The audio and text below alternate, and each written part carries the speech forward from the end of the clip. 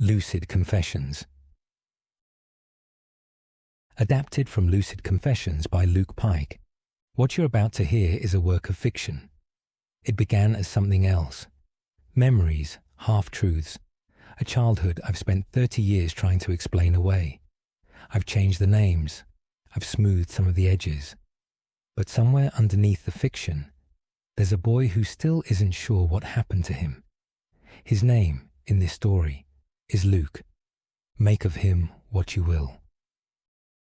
Part 1. The silence before Rachel screams. There's a particular kind of silence that happens right before Rachel screams. It isn't peaceful. It's the silence of a held breath. The silence of someone deciding whether what they're seeing is real enough to warrant waking me up.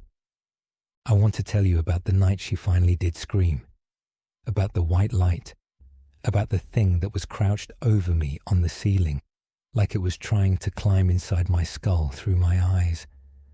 But if I start there, you won't believe me. You'll think I'm just a man who watches too many horror films. So let me start earlier. Let me start when I was small enough that my feet didn't reach the floor on the edge of my bed, and let you decide for yourself, the way I've had to, whether any of this was ever really happening, or whether it was only ever happening to me. Part 2. What my mother told me. My mother says I was a bad sleeper from the very start. Not fussy, frightened. She'd tell people I cried like I'd been dropped into a room full of unseen eyes, and that I only calmed down pressed between her and my father. My fingers curled into their clothes, like I was afraid of being left alone with something in the dark. My auntie had her own explanation. "You've got a sensitive one," she told my mother, "the way you'd mention the weather. He feels them, the spirits, their energy." Nobody in my family thought that was a strange thing to say. To them, the unseen was just another room in the house. You didn't have to see it to know it was occupied. My mother, more practical, thought I simply didn't like the moment of falling asleep, or the moment of being shocked awake. To her, that threshold, the doorway between waking and sleeping, was the only part of me that ever really misbehaved. Maybe that was all it was. Maybe it was more. What I know is that the house I grew up in was already thick with something, even before I had the words for it. The curtains were heavy enough to swallow every trace of street light, so that once the door shut and the switch clicked off, the room didn't just go dim. It was gone. Walls, ceiling, the shape of my own hands in front of my face, all of it erased. My parents loved each other in short, bright bursts between long shadows, and on the bad nights, when my father's mood turned and the shouting started, it was my room the fight would spill into, my bed that became the stage. Looking back, some people would say that's where it began, not with the spirits, with him. Part 3. The hand at the window. The first time I saw the hand, I told myself it had to be a trick of the glass. Our house in Karama sweated in the heat, thin-walled, its windows lit only by a weak orange wash from the streetlight outside. I woke that night with a heavy, fogged feeling, pulled to the surface too fast. And when my eyes found the window, there was a shape on it. Too long, too thin, not a branch, not an arm. It was a hand, or something built like one.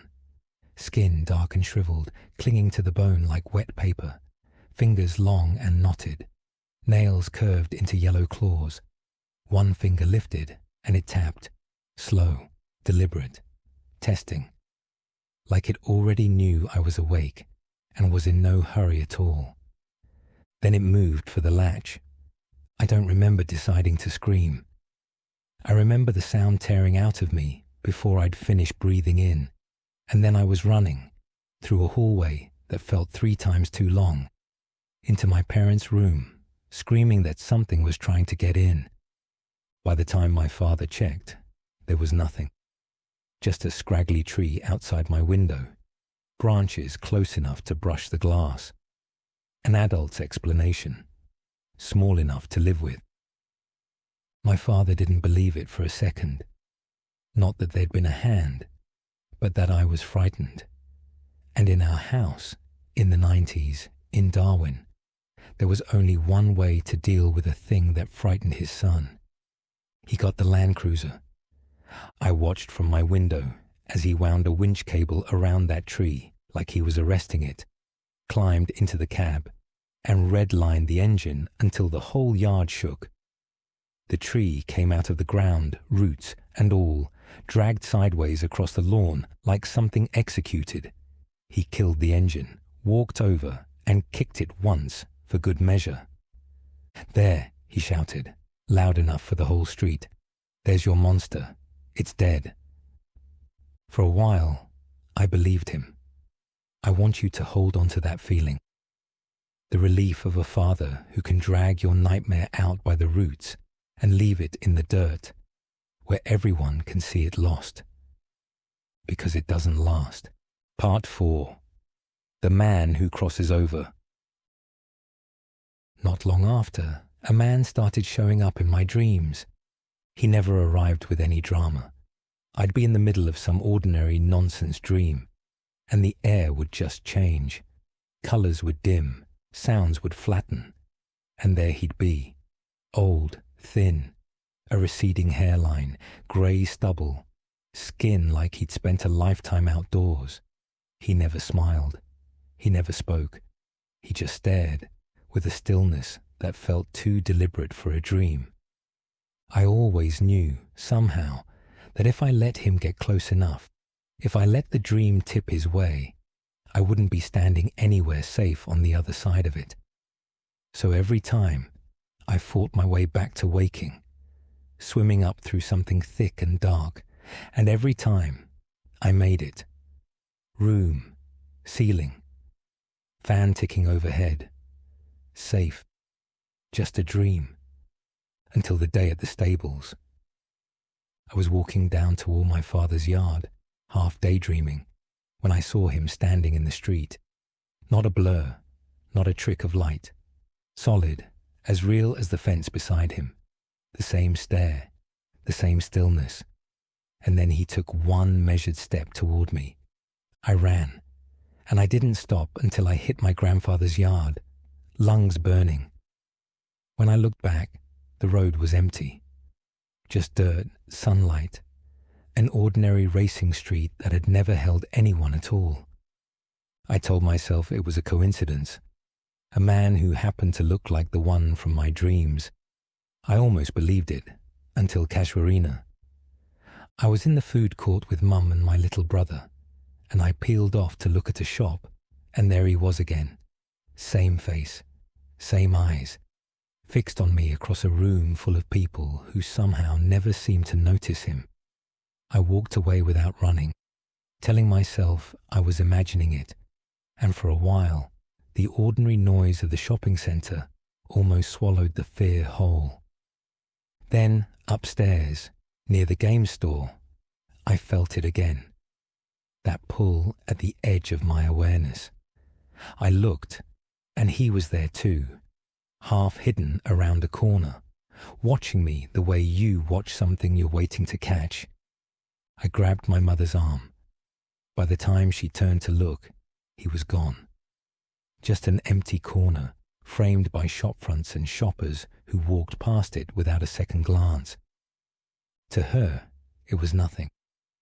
To me, it was the same man who'd stood by the stables, the same man who'd been turning my dreams sour for months.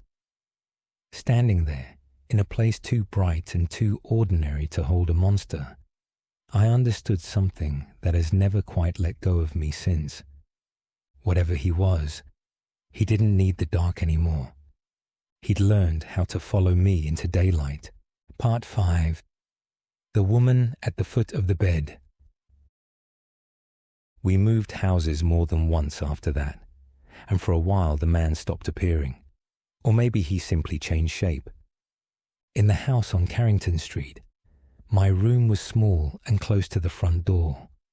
Curtains so thick that once the light went out, the room didn't just go dark, it disappeared.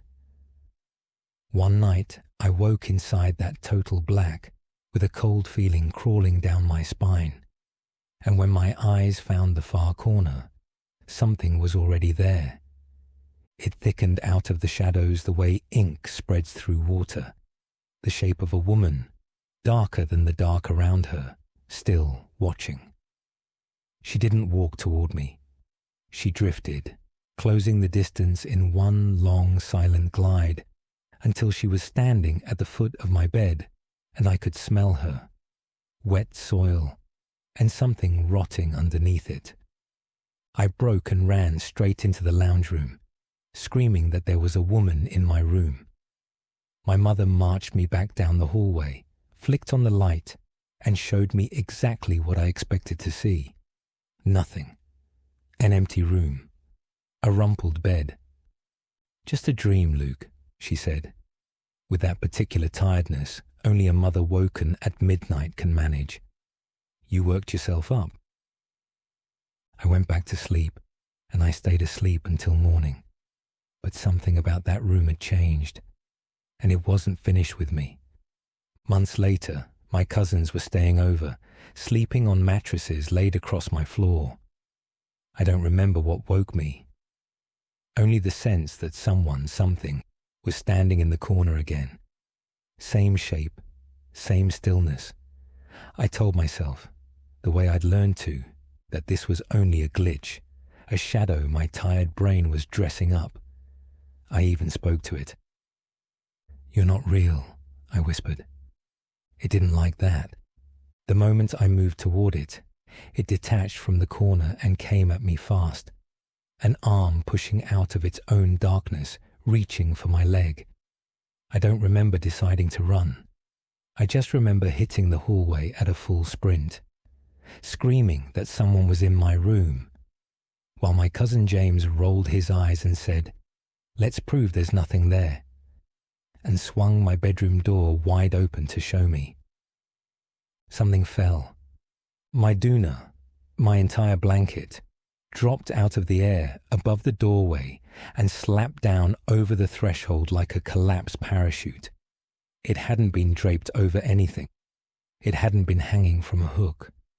There was nothing up there to hang it from at all. It had been pressed flat against the ceiling, directly above the door, waiting for someone to open it. Nobody in that hallway had an explanation for that. Not one that any of us said out loud. Part 6. The ring you can't spit out. Not every visitor came with a face. That same year, I brought home a cheap silver ring from a holiday on the coast. The kind of thing you buy from a beachside stall for $2 and never expect to matter.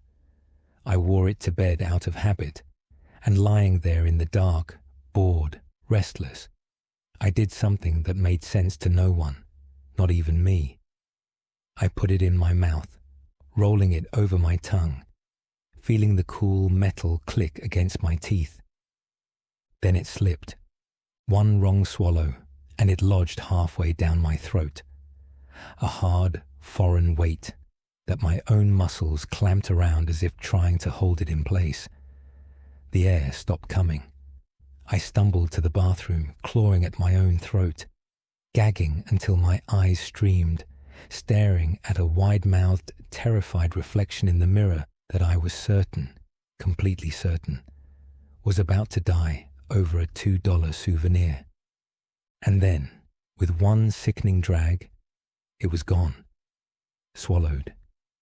Sitting somewhere low and heavy inside me, a small, hard secret I'd carried to school in the morning. I woke up expecting a hospital. What I found instead was the ring, back on my finger, cool, untouched. Exactly where I had slipped it on the day I bought it, as if it had never once left. I have never been able to explain that to my own satisfaction. Not the choking, which felt too real to be anything but real. Not the ring's return, which was too clean too complete, to be anything but impossible.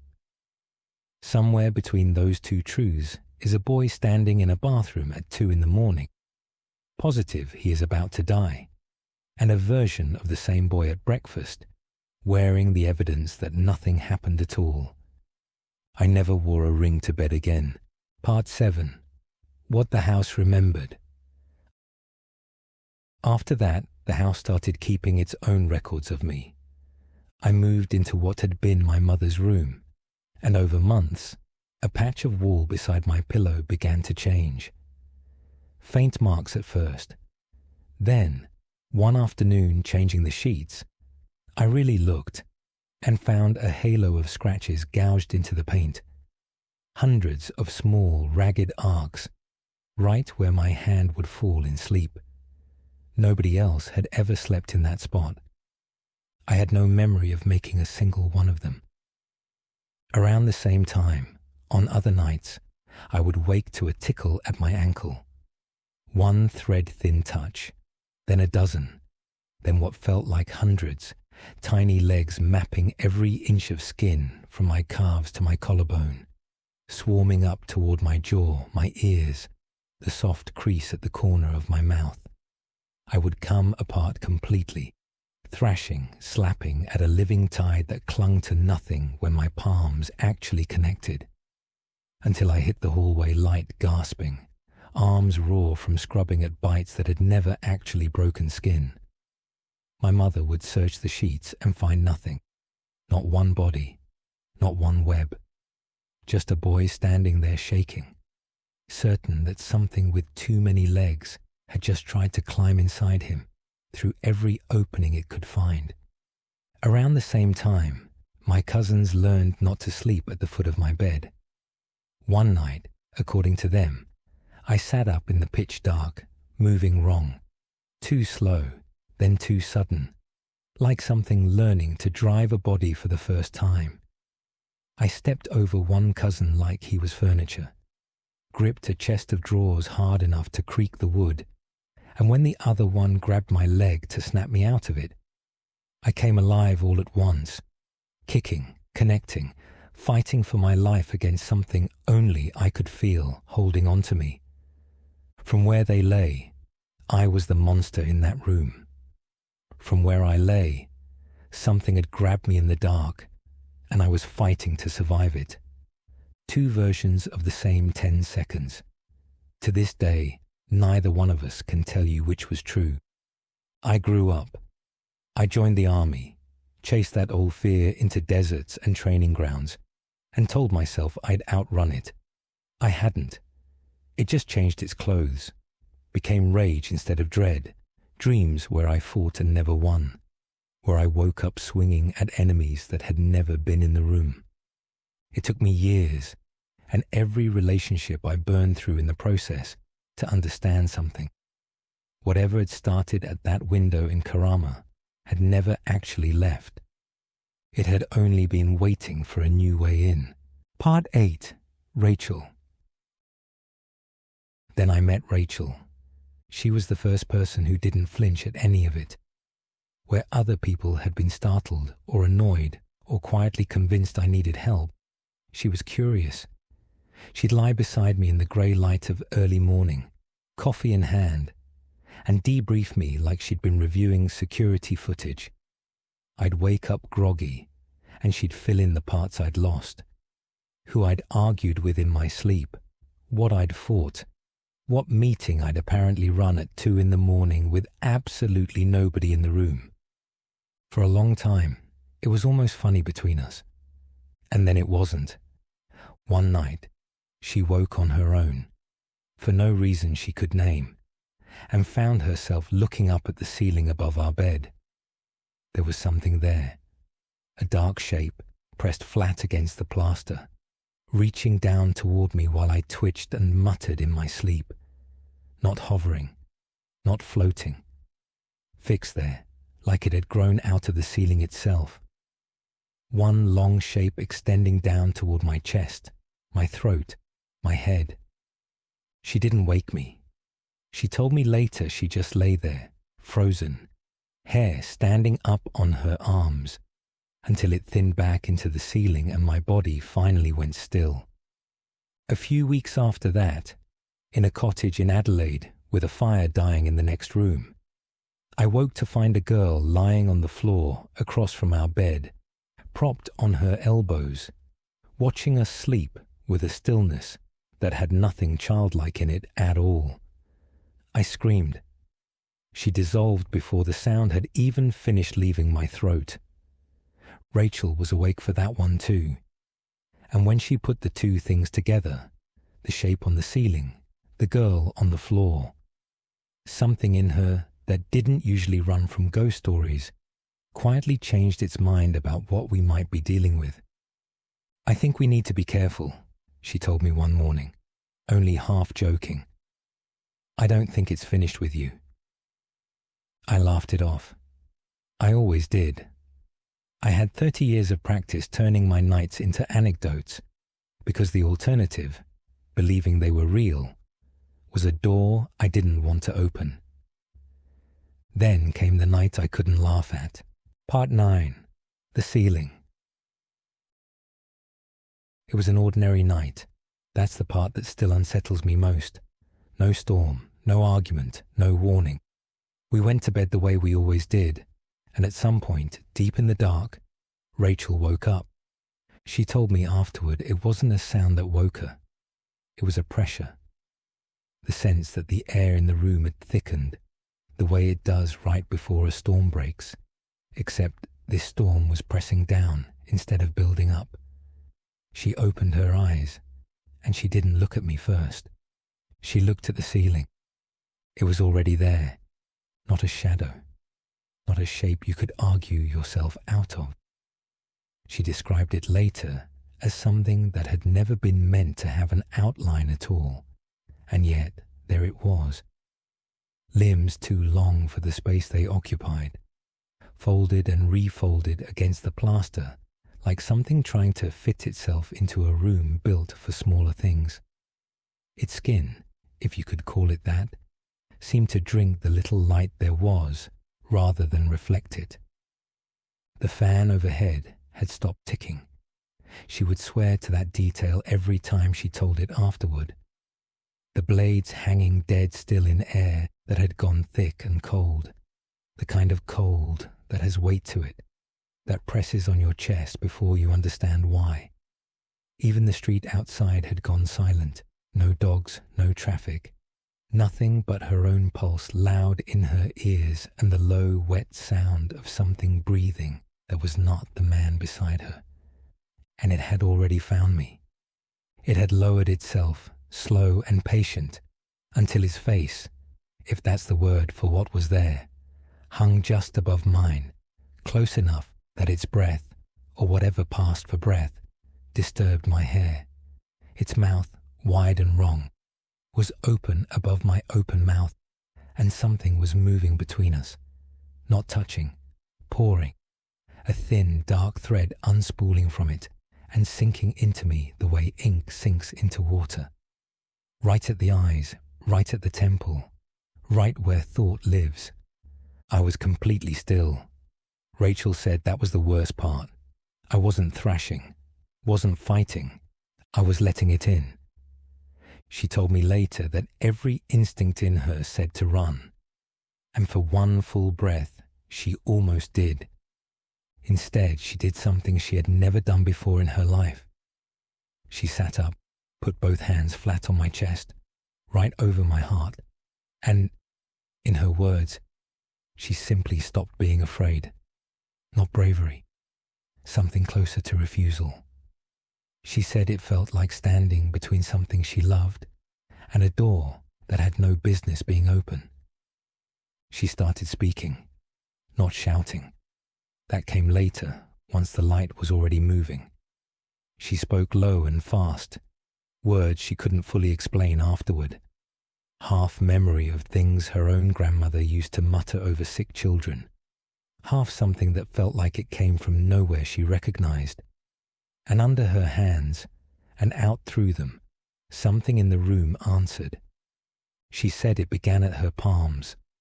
A warmth Then a light, white and clean, spreading out from where her hands pressed against me, climbing up over my chest, my throat, my face, pushing back the dark instead of just illuminating it. It didn't flicker like a candle or a torch. It grew the way dawn grows, steady, unstoppable, indifferent to whether the thing on the ceiling wanted it there or not. The creature recoiled. She said it happened in stages. The thread connecting it to me snapped first, retracting into its open mouth like something burned. Then its limbs, the too many joints of it, folded back in on themselves as the light climbed higher. It didn't scream, not with any sound she could describe as a scream. It made a sound like something enormous being poured backward through a very small space. And then the ceiling was just a ceiling again, plaster, a light fitting, a water stain in the corner that had always been there. I woke up gasping, like I'd been underwater for longer than a person should be. My chest ached in a way that had nothing to do with dreaming. There was a cold spot on my forehead that Rachel swore hadn't been there when we went to sleep, and that took almost a week to fully warm again. She didn't tell me what she'd seen straight away. She just held on to me until the sun actually came up. The real kind, the kind you don't have to wonder about. Part 10. What I still can't answer. When she finally told me what she'd seen, I did what I've always done. I reached for the rational explanation: sleep paralysis, hypnagogic hallucination, a partner's exhausted mind painting monsters onto a water-stained ceiling, my own nervous system finally finding a new shape to wear after 30 years of practice. Rachel let me talk myself through all of it, the way she always does. Then she said the thing I haven't been able to put down since. "Luke," she said, "I've seen the shape on our ceiling before. I've seen the girl under the table. I've watched you sleepwalk into furniture and fight things that weren't there since the day I met you. This wasn't new. It was just the first time it let me see all of it at once. I think about my aunt sometimes, the one who used to say I was a sensitive one, that I felt things other people couldn't. I think about the hand at my window in Karama, and the tree my father dragged out of the ground to kill a monster that, it turns out, was never really a tree. I think about the woman at the foot of my childhood bed, and the doona that fell from a ceiling with nothing to hang it from. I think about the scratches in the paint beside my pillow, made by a hand I don't remember moving. For most of my life, I've told myself these were two separate stories, running side by side, never quite touching. A frightened, overactive brain on one side, something old and patient on the other, both competing to explain the same 30 years of bad nights, but lying awake now beside the one person who has actually seen what happens to me in the dark. I'm no longer sure they were ever two stories at all. Maybe it's one thing. Maybe it has been one thing the entire time. Patient, unhurried, changing its shape to fit whatever decade it found me in. A hand at a window, a man in a crowd, a woman at the foot of a bed, a shape pressed flat against a ceiling, waiting for the one night no one was watching closely enough to intervene. And maybe that's the part I still can't answer for you, the part I've never quite managed to answer for myself. Was any of it ever just a dream? Or was I only ever the boy it was patient enough to wait for?